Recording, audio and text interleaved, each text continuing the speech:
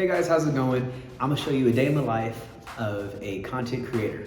First, you follow me on in here.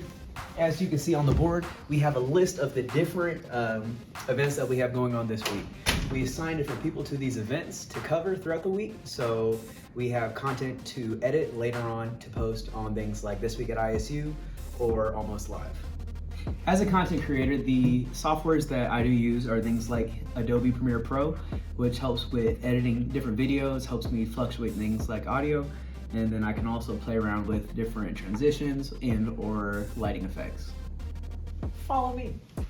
So as a content creator, it's very important that you have your own equipment.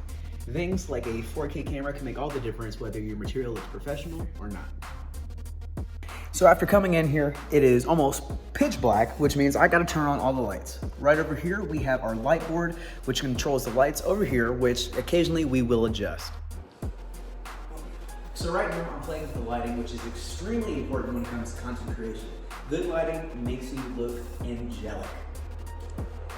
Another important aspect of content creation is creating a set. So every day I'll come in, set up just for the interviews I have throughout the week and or throughout the day.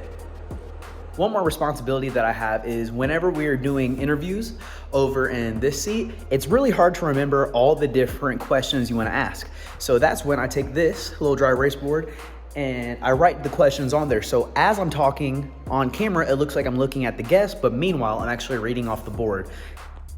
After setting up the studio, I come into the lab where we then turn on all of our cameras. This allows us to look at the different cameras that we have throughout the studio, and it also controls things like audio, the different cameras we're going to use, and or the graphics that we may put up during the show. A really big key component of any type of content creation is the audio side of things. So when we come in, we like to check people's audio levels, and so we will check over here to make sure no one's peaking or getting too high. Excuse me.